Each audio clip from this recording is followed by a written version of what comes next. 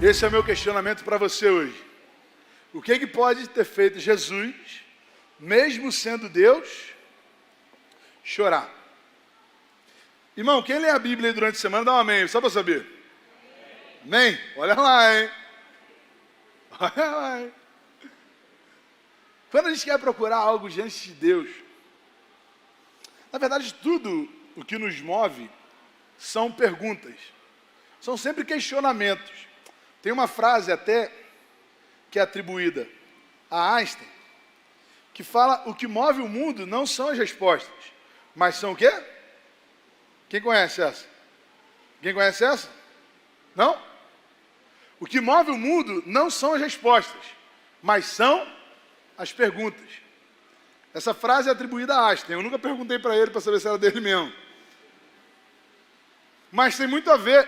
Quando a gente quer saber algo da Bíblia, o primeiro caminho é a gente questionar a Bíblia. Não questionar sobre a sua autenticidade, mas sobre aquilo que ela quer dizer. Não é questionar a sua veracidade.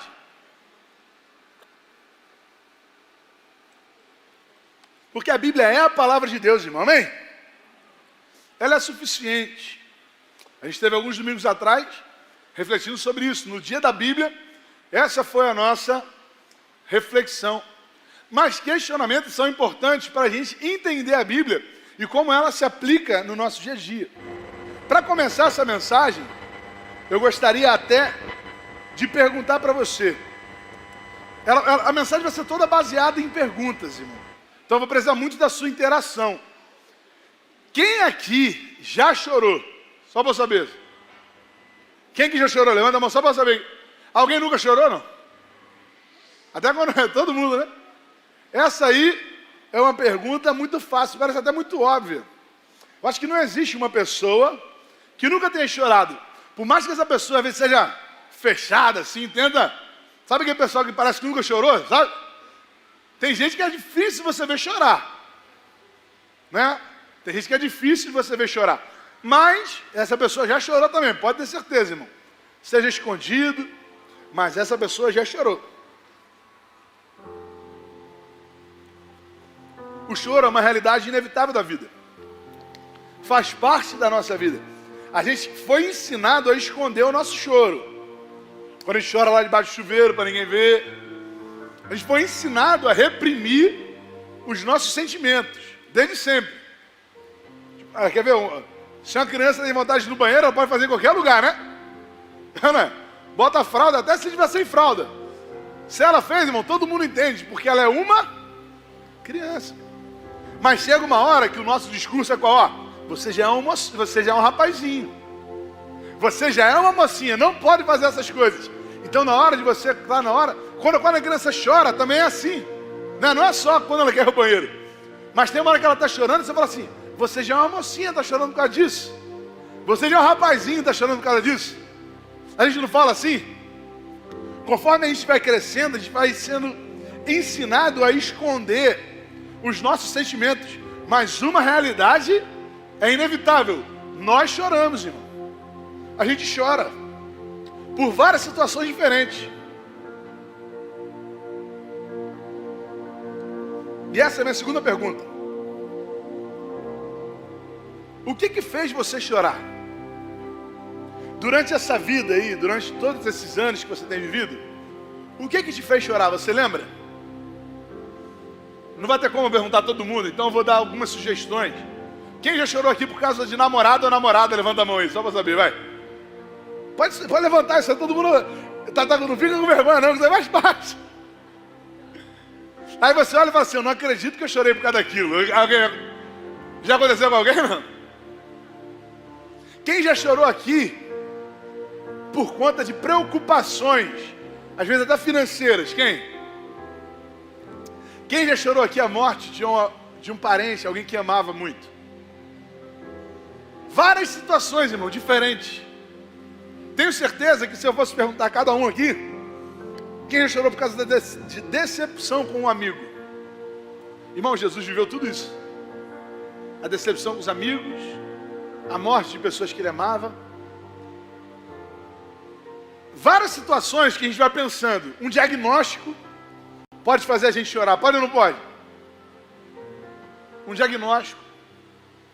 Várias situações totalmente diferentes.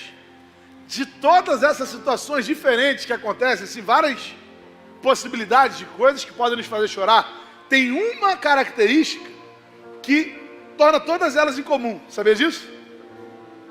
Tudo que aconteceu na tua vida até hoje e fez você chorar de tristeza, tem um motivo, tem uma característica que é básica. Sabe qual? Foi diante de alguma coisa que você não conseguia resolver. É isso que a morte faz com a gente, não é? Você está vendo aquela pessoa doentada e você se sente impotente de não saber o que fazer.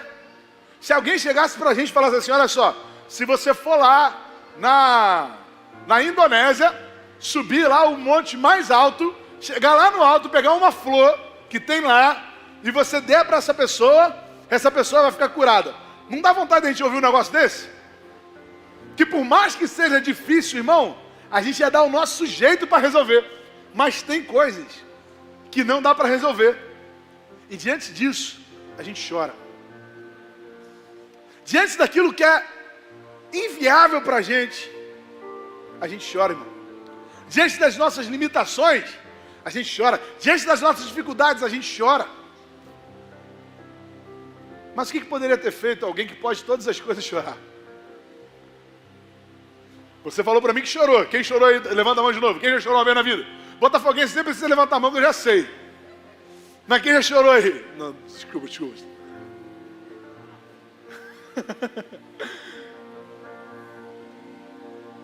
Você chorou, e a causa do seu choro, independente do motivo que tenha sido, foi você não conseguir resolver isso. Mas o que pode ter feito? Quem crê que Jesus é Deus, dá um amém. Só para saber. Ele é Deus, Ele pode todas as coisas como Deus podia, sim ou não? Ele pode todas as coisas como Deus pode todas as coisas. Mas ainda assim, esse homem, Deus, chorou. Aquele que fez o mar abrir, aquele que criou todas as coisas, aquele que parou o fluxo do Rio Jordão, aquele que fez a sombra do sol retroceder, aquele que curou enfermos, aquele que libertou endemoniados, esse homem chorou, irmão. O que pode ter acontecido? Abra, por favor, a sua Bíblia, para você não achar que eu estou falando besteira, em João capítulo 11, verso 35. João 11, 35. Esse daí é fácil a gente ler junto, porque essa aí nem versão diferente tem. Eu nunca li Jesus pranteou. É só essa aí mesmo. Você pode ler comigo? Vamos junto? Jesus... Irmão, pode ficar melhor, vamos lá. Jesus chorou, irmão. Assim como eu e você, aquele que pode todas as coisas, também chorou. E, como eu te falei, a mensagem de hoje, ela é toda baseada em perguntas, assim, em questionamentos que a gente vai fazer para a Bíblia, para a gente tentar identificar o que pode ter feito Deus chorar. O que pode ter feito Jesus chorar. E uma das primeiras coisas que a gente se depara, para você que não conhece esse texto, mantenha sua Bíblia aberta, se você quiser, a gente vai passear um pouco em João capítulo 11. Mas para você que não conhece esse contexto do porquê Jesus chorou, Jesus foi avisado de que Lázaro estava doente. Quando ele chega até a casa de Lázaro, chega a notícia de que ele está morto. Ele vai até o sepulcro, e quando ele chega no sepulcro, tem esse verso aqui. Tem essa frase, que Jesus chorou. E como eu perguntei, algumas pessoas aqui também já choraram por causa da morte de alguém que amava, não é? Então, irmão, será? Vamos botar o nosso primeiro questionamento aqui, depois a gente organiza e vê junto qual foi o motivo. Será que Jesus chorou por conta da morte de Lázaro? Afinal de contas, Lázaro era alguém que ele amava. Será então que Jesus chorou por Lázaro ter morrido? Quem acredita que é esse motivo? Levanta a mão, só para a gente fazer uma votação aqui, vai. Quem acha que é esse motivo? Ninguém acha? Jesus chorou pela morte de Lázaro? Pode levantar. Acha ali. Quem acha que não foi isso? Algumas pessoas também. Quem não sabe? Não sei. Quem não quer levantar a mão?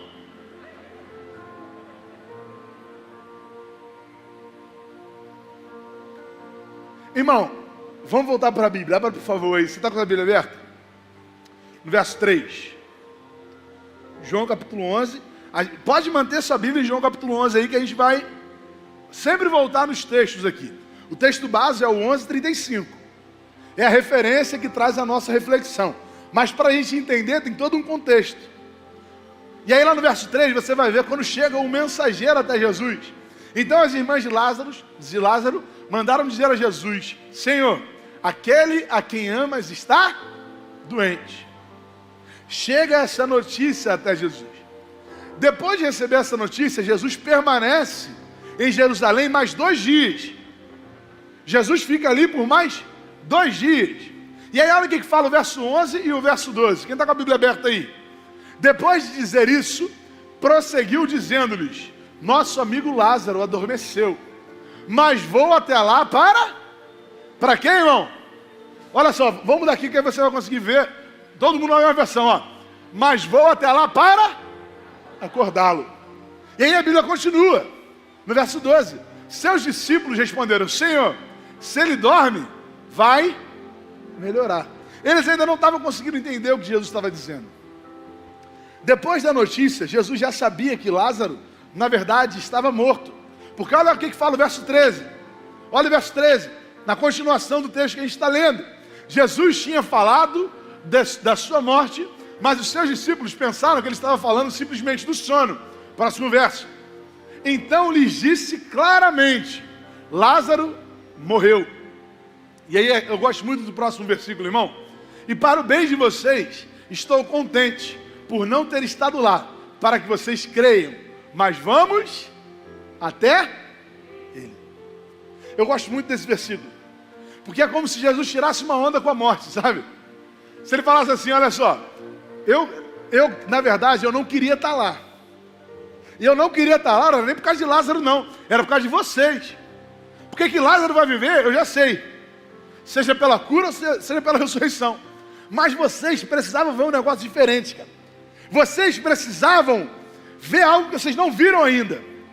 Aí tem algumas pessoas que falam assim: e folgo por amor de vós, que eu não estivesse lá. Como se ele estivesse falando: se eu estivesse lá, eu ia acabar curando ele.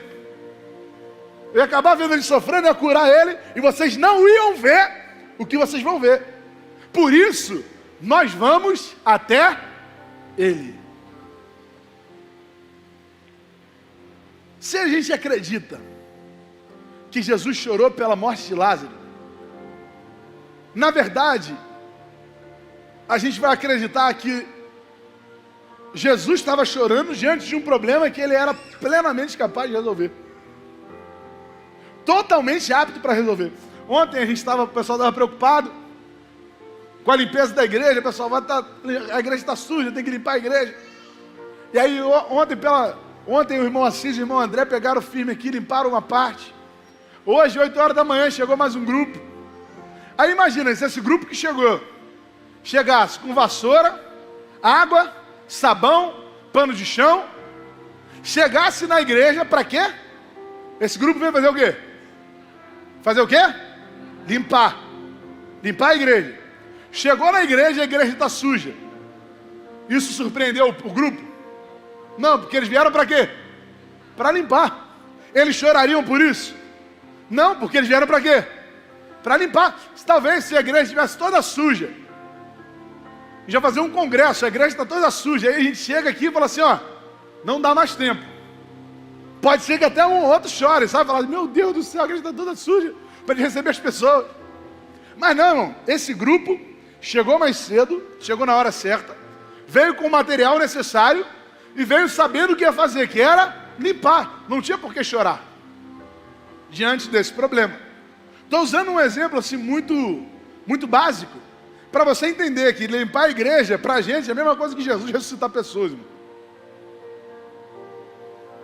O mesmo trabalho que a gente tem que passar um pano de chão, Jesus tem que falar assim: Lázaro, vem para fora. É a mesma dificuldade. Por isso, não Não é fácil a gente acreditar que ele tenha chorado pela morte de Lázaro. Ele foi para lá resolver isso. Ele avisou isso aos discípulos. Ele alertou isso aos discípulos. E além de ter alertado, ele fez intencionalmente, permitiu que Lázaro morresse, para que Lázaro ressuscitasse. O nosso Deus, irmão, está acima da morte, amém? O nosso Deus é poderoso para além da morte. Se a gente acha que ele chora pela morte de Lázaro, é como se Jesus fosse incapaz de vencer a morte. E eu não creio nisso, eu sei que você também não. Mas por que que essa já é uma questão que é muito plausível para a gente? Primeiro, porque Jesus amava realmente Lázaro. E segundo, porque esse era o pensamento dos judeus. Vai lá no finalzinho, vê o verso 35 de novo. Mas depois do verso 35 também. O 35, o 36 e o 37. Olha só o que a Bíblia fala. No verso 35, Jesus chorou. E aí a Bíblia continua. Porque a Bíblia tem todo um contexto. Então, os judeus disseram: vejam como ele o amava. Sabe esse pensamento que a gente tem entranhado na gente? Que foi por conta da morte de Lázaro? Na verdade, essa foi a percepção dos judeus. E nós, como somos estudiosos da Bíblia, amém? Quem estuda a Bíblia em casa aí, dá uma glória a Deus aí para saber, ó. Olha lá, irmão, você tem que ler sua Bíblia em casa, hein? Nós, como lemos a Bíblia, guardamos isso. Guardamos isso, de que ele chorou por conta da morte de Lázaro. Mas essa foi a percepção dos judeus. E a Bíblia ainda continua no verso 37. Os judeus continuam com o argumento deles. Mas alguns deles disseram: ele, que abriu os olhos do cego, não poderia ter impedido que esse homem morresse? Nós que estamos aqui conhecemos a revelação de maneira completa. Poderia ou não poderia? Poderia, irmão. Tanto poderia curar como poderia ressuscitar. Mas talvez assim, e aí eu vou tentar pensar numa outra maneira.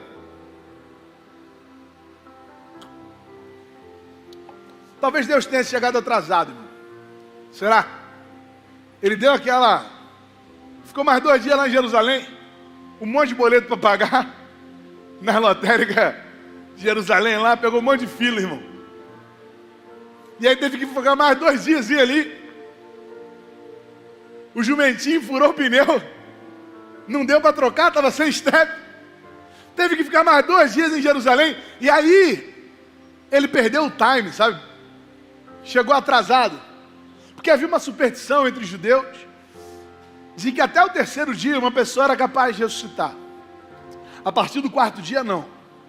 Então será que Jesus errou na logística e chegou atrasado lá em Betânia? Sim ou não? Essa eu vou nem pedir para você levantar a mão, né? Essa aí nem precisa levantar a mão.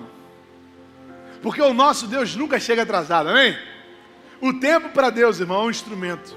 Guarda isso. O que para o homem é um empecilho, para Deus é um instrumento. Você pode falar essa frase junto comigo? O que para o homem...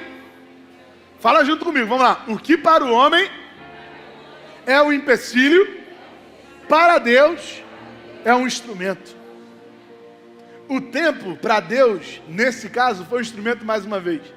Instrumento para quê? Para provar que ele estava acima da superstição. Porque quantas vezes nós somos crentes supersticiosos, irmão? Tem um monte de gente que a gente ora só para tirar o azar, irmão. A gente ora só para tirar o mal olhado. A gente ora porque o nosso pai, nossa mãe ensinou que a gente tinha que orar antes de comer. E se a gente não orar, a gente passa mal, irmão. Não vamos botar copo d'água atrás da nossa porta não, irmão. Não vamos botar sal grosso em cima de ninguém não, irmão. Não sejamos crentes supersticiosos. Chegou o mensageiro até Jesus. Pum, chegou. Um dia de viagem para chegar até lá. Quando ele chega, Lázaro morre lá. Jesus fica mais 2 dias ali. 1, 2, 3. Jesus chega no 4º dia. 1º dia, Marta e Maria falaram: não, o mensageiro foi hoje, então vai dar tempo. Ele fica sabendo lá, ele volta, ainda dá tempo de ele ressuscitar. Não deu tempo dele chegar para curar e tal, mas ele pode. 2º dia, o mensageiro chega de volta e fala assim: ó, já avisei. Ela: meu Deus, ele não veio ainda, só tem até amanhã. Ele vai chegar, vai dar tempo. Terceiro dia, irmão, Marta e Maria já estavam por aqui, ansiedade batendo no talo. É a última chance, não tem mais jeito. Cadê Jesus? Não veio. Irmão, quando a esperança foi embora, quando a alegria foi embora, quando a fé foi embora, quando a superstição foi embora, Jesus chegou. Quando tudo que para o homem era instrumento foi embora, quando tudo que para o homem vira empecilho, Jesus chega, irmão. Porque Ele tem o tempo determinado para todas as coisas. Ele sabe o momento exato. Ele sabe o momento exato para cuidar dos seus problemas, meu irmão. E aí quando ele chega lá em Betânia, uma coisa acontece. Marta fica sabendo que Jesus está chegando. Porque, irmãos, a chegada de Jesus era um evento, amém? Jesus não conseguia chegar quieto em um lugar.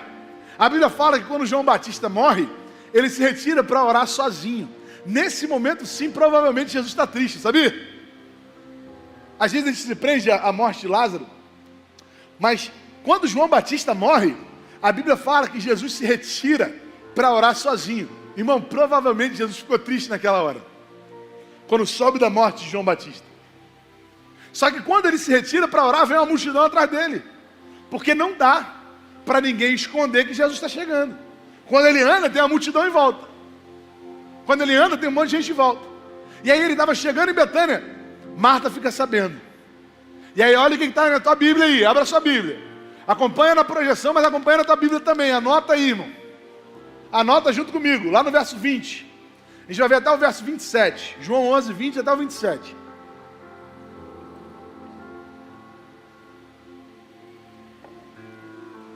Quando Marta ouviu que Jesus estava chegando, foi encontrá-lo, mas Maria ficou em casa. Disse Marta a Jesus: Senhor, se estivesses aqui, o meu irmão não teria morrido. Você pode ler essa frase de novo junto comigo? Senhor.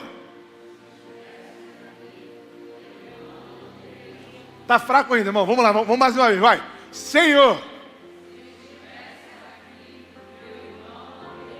Pega essa frase aí, abre a gaveta e guarda ela rapidinho. Guarda ela na sua mente, jogo rápido. E já voltar até ela. Guarda essa frase: Senhor, se estivesses aqui, o meu irmão não teria morrido. E a Bíblia continua, próximo verso. Mas sei que mesmo agora Deus te dará tudo o que pedires. Disse-lhe Jesus: o seu irmão vai ressuscitar. Marta respondeu: eu sei que ele vai ressuscitar na ressurreição, no último dia. Disse-lhe Jesus: eu sou a ressurreição e a vida. Aquele que crê em mim, ainda que morra, viverá. E quem vive e crê em mim, não morrerá eternamente. Você crê nisso? Próximo verso. E ela respondeu: sim, Senhor, eu tenho crido que tu és o Cristo, o Filho de Deus, que devia vir ao mundo. Repara que tem um momento que Jesus pergunta para os discípulos quem as pessoas dizem que ele é. E aí depois Jesus pergunta quem eles acreditam. Pedro se levanta assim: tu és o Cristo, o Filho do Deus vivo. E aí Jesus responde para Pedro assim: Pedro, você está certo, você é a rocha. E quem revelou isso para você não foi homem nenhum. Quem revelou isso para você foi o Senhor. Foi o meu Pai que revelou para você entender. Meu irmão, só entende essa verdade que Marta está falando aqui quem recebeu a revelação do Senhor. Só entende quem é ministrado pelo Espírito Santo. Marta era uma mulher crente, irmão. Marta era uma mulher temente ao Senhor. Marta era uma mulher que acreditava em Jesus. Quantos acreditam em Jesus aí, irmão? Só que Marta vai até Jesus para colocar os seus argumentos. A gente faz isso ou não faz? Ela chega para Jesus e fala assim: ó, se o Senhor estivesse aqui, meu irmão não tinha morrido não. Eu sei até que ele vai ressuscitar na ressurreição do último dia. Ela conhecia teologia, irmão. Ela tinha base bíblica. E além de tudo, ela tinha a revelação do Espírito Santo. Porque ela conseguia identificar Jesus como Cristo, não apenas como mestre. Não apenas como alguém apto a ensinar, mas como alguém que foi levantado para salvar. Marta começa a argumentar com Deus, irmão. Quantas vezes a gente não fez isso? De chegar e falar: Deus, o Senhor prometeu isso. Na tua palavra diz isso, diz aquilo. A tua palavra diz isso, diz aquilo. Irmão, falar a tua palavra diz, até o diabo fala. Até o diabo usa a Bíblia para tentar alcançar aquilo que quer. A Bíblia não está aqui para a gente alcançar o que a gente quer. A Bíblia está aqui para transformar o nosso caráter, para mudar quem nós somos. E Marta começa a argumentar com Jesus. Mas a Bíblia ainda não para aqui. O enredo dessa história continua. E olha só o que fica no verso 29 até o 32. Do verso 29 até o 32. Acompanha comigo. Quem está me acompanhando, dá um amém, só para eu saber. Está prestando atenção? Está conseguindo entender? Olha só. Ao ouvir isso, quem? Quem, irmão? Maria se levantou depressa e foi ao encontro dele. Olha aí o verso 30. Jesus ainda não tinha entrado no povoado, mas estava no lugar onde Marta o encontrara. Quando notaram que ela, Maria, se levantou depressa e saiu, os judeus que a estavam confortando em casa seguiram-na, supondo que ela ia ao sepulcro para ali chorar. Verso 32. Chegando ao lugar onde Jesus estava e vendo, Maria prostrou-se aos seus pés e disse: disse o que, irmão?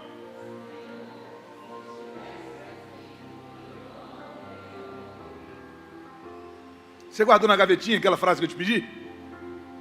Você guardou na gavetinha aí? Olha essa frase.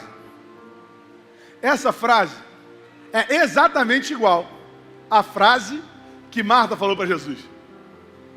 É exatamente igual. Senhor, se estivesses aqui, o meu irmão não teria? Igual, irmão. Até a vírgula está no mesmo lugar. Mas existe uma diferença.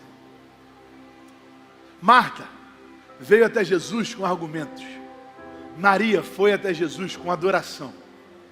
Marta foi até Jesus para explicar algo. Maria foi até Jesus para render o seu clamor. Ela se prostra diante de Jesus. Ela não argumenta. Ela não explica. Ela se prostra e lamenta: Senhor, se estivesses aqui, o meu irmão não teria morrido. Todas as duas se lamentam, mas uma explicando a sua teologia, explicando tudo que aprendeu na EBD. A outra esqueceu de tudo aquilo, irmão. Se jogou aos pés de Jesus e falou assim: eu sou limitada. Eu não consigo sozinho. Eu não consigo vencer isso. E é aqui que está o segredo, irmão. Aqui está a raiz da nossa situação. Olha o verso 33.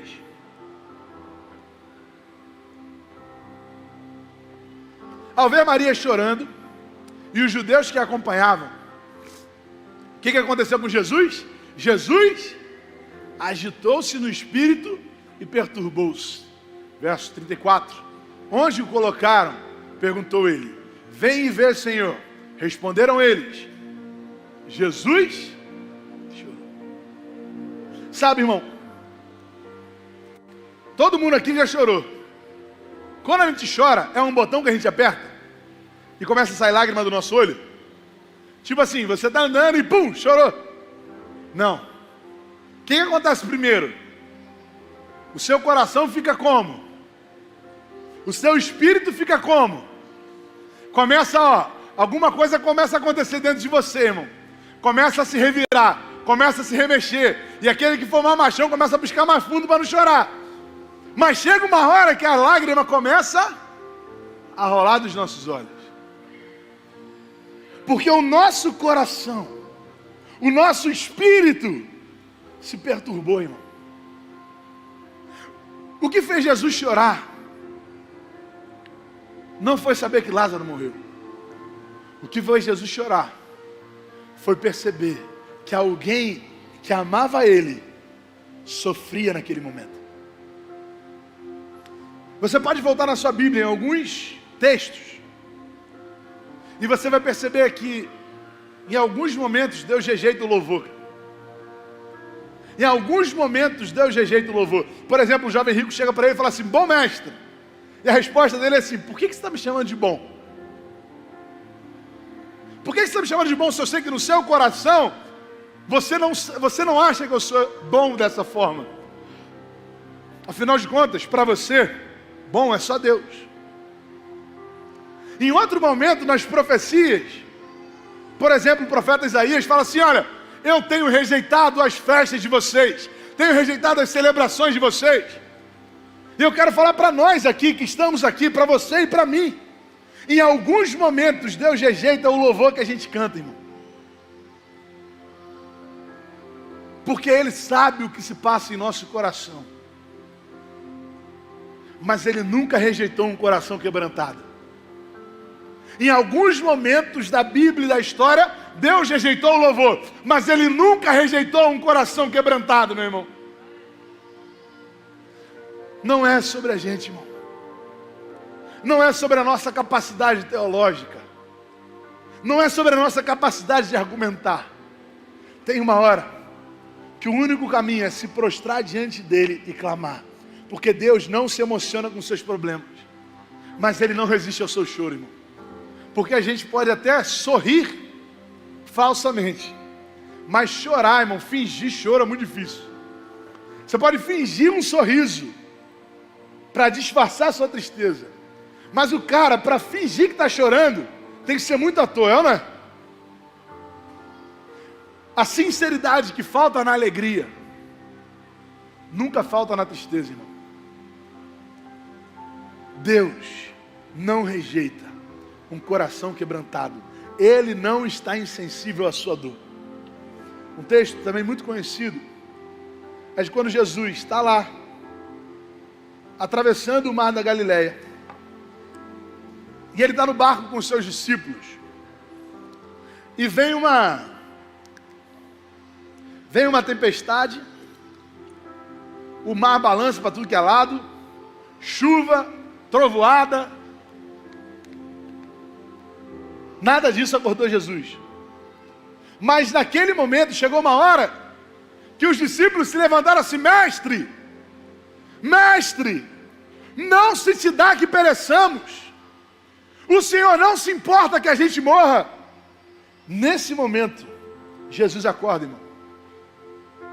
Porque não são os nossos problemas, não são as nossas dificuldades, mas é o nosso clamor, irmão, que faz Deus ouvir aquilo que a gente tem vivido. O que tem refletido no seu coração hoje?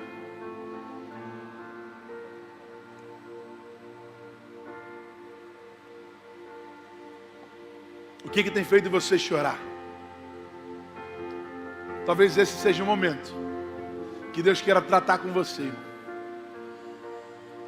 Porque Ele é poderoso, Ele é grande, Ele é eterno, Ele é imutável, mas Ele nunca foi e nunca será insensível à dor daqueles que o amam. Você pode fechar os seus olhos nesse momento?